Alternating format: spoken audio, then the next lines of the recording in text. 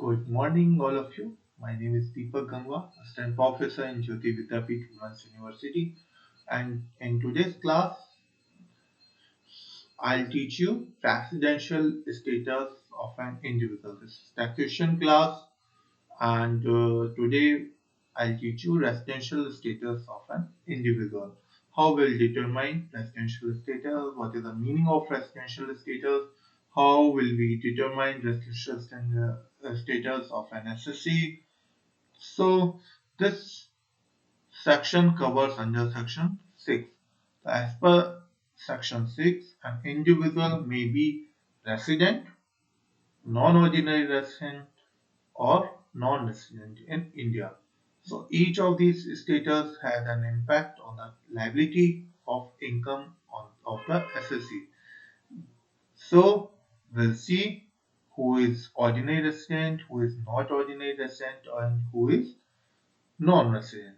So now resident can be two types: ordinary resident or not ordinary resident. Right. So first we'll see resident or ordinary resident. Okay, under section 6.1, in order to find out whether an individual is a SSC or the resident or ordinary resident in India, one has to proceed as follows. First, find out whether such individual is resident in India, or if such individual is resident in India, then find out whether he is ordinary resident or not ordinary resident.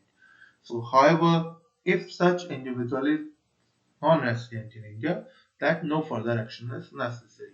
See, any individual can be either resident, ordinary resident, non-ordinary resident, or can be non-resident in India. So uh, everyone has a tax liability, and we'll see how uh, they will complete their activity. Now see basic condition. We have we have two basic conditions and two additional conditions we have. Right. So what are the basic conditions? Yes, under section 6.1, an individual is said to be resident in India in any previous year if he satisfies at least one of the following two basic conditions. These are the two basic conditions. What are these? He is in India in the previous year for a period of 182 days or more. Means he should be residing or he is living in India 182 days or more in last or in previous year. Okay, this is the first basic condition.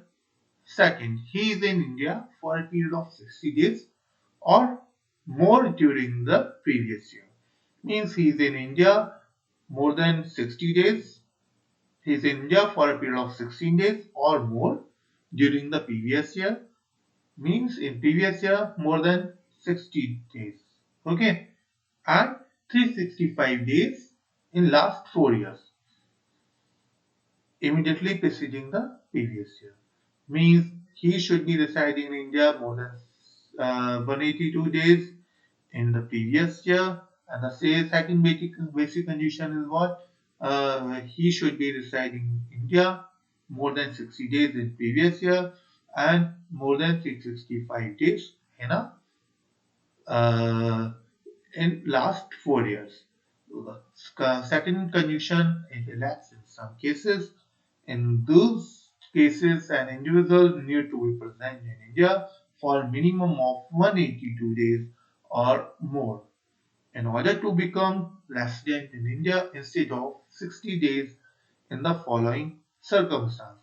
When an Indian citizen leaves India during the previous year for the purpose of taking up employment outside India, or an Indian citizen leaves India during the previous year as a member of crew of an Indian ship, okay, or an Indian citizen of a person of Indian origin comes on visit to India during the previous year for the purpose.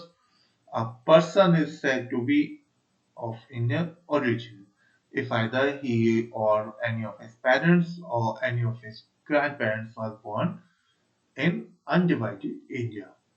So now these were two basic conditions which I have already told you. Now we'll discuss uh, the basic additional conditions, two additional conditions. What are these? Under section 6.6, residential individual is treated as resident and ordinary resident in India. Right. If he satisfies the following two additional conditions. Number one, he has been resident in India at least 2 out of 10 previous year according to basic condition. Immediately preceding the relevant previous year. Means what? He has been resident in at least 2 out of 10 previous year. He should be in India minimum 2 years just previous year. In 10 previous years he should be in India for 2 years. Okay. And he second additional condition was he has been in India for the period of 730 days or more during 7 years immediately preceding the relevant previous year. Means in 10 years, in previous 10 years he should be living in India for 2 years, and in 730 days in 7 years. Means in 2 years, in 7 years he should be living in India. Okay. So in brief, it can be said that an individual becomes resident and ordinary resident in India if he satisfies at least one of the basic conditions and both of the two additional conditions. A person who completes one basic condition and follow two additional conditions, he becomes ordinary resident in India. If now we'll see what is not ordinary resident in India. Okay. So as per section 6.1, an individual who satisfies at least one of the basic condition mentioned I have already mentioned, but does not satisfy both the two additional conditions. Okay, means then he becomes not ordinary resident in India. Now who satisfy at least one basic condition. Now see, we have two basic conditions and two additional conditions. Person who is who has fulfilled one basic condition and two additional condition, he becomes resident in India. Okay, ordinary resident in India. Person who is completing or he satisfy one basic condition, but he is not fulfilling any additional condition. So that person will become not ordinary resident. Okay. In other words, an individual becomes resident but not ordinary resident in India in any of the following two circumstances. One, if he satisfies at least one of the basic conditions but none of the additional conditions. Right?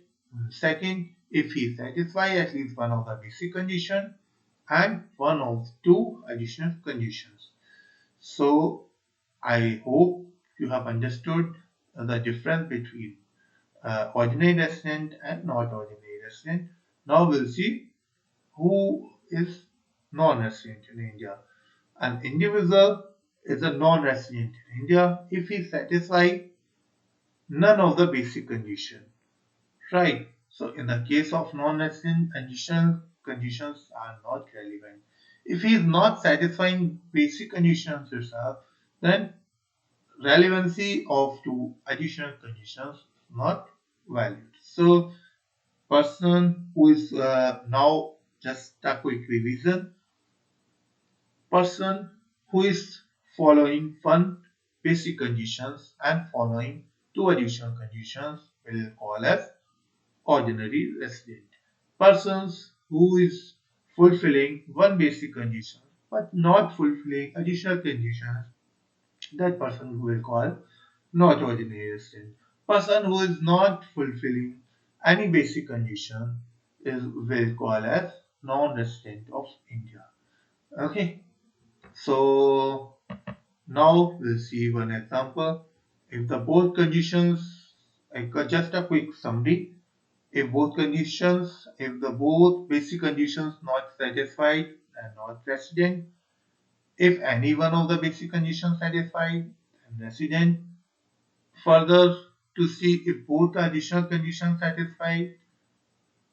If both conditions satisfied, then ordinary resident. If only one condition satisfied, then non-ordinary resident. This was the thing, or this was the residential status of an individual.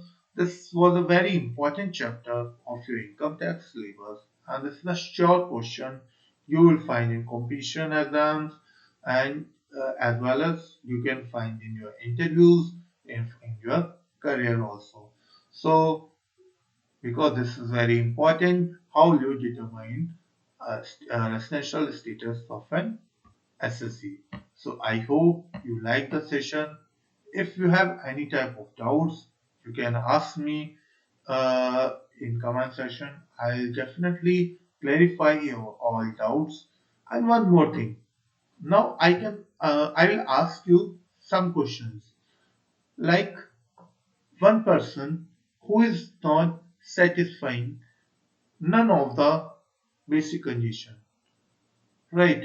So what will say to that person? Yes, let's say non-resident, right? Okay.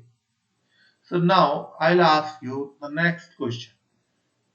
If person is applying or if one person is fulfilling or satisfying only one basic condition and two additional conditions.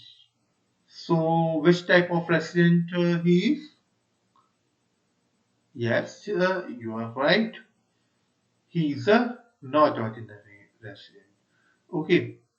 And if he is not fulfilling any condition, means he is not fulfilling any basic condition, then non-resident, he will be a non-resident person. Okay. And if person satisfy both the basic condition but does not follow any additional condition, then what will happen? Then he will be not ordinary resident.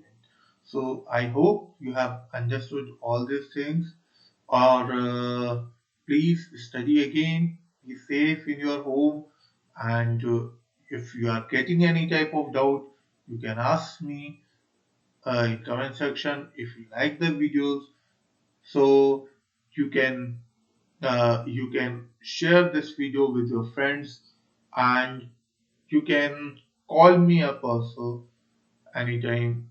I'm here to your help and for your help. So anything else you want to ask me? The essential status I have taught you.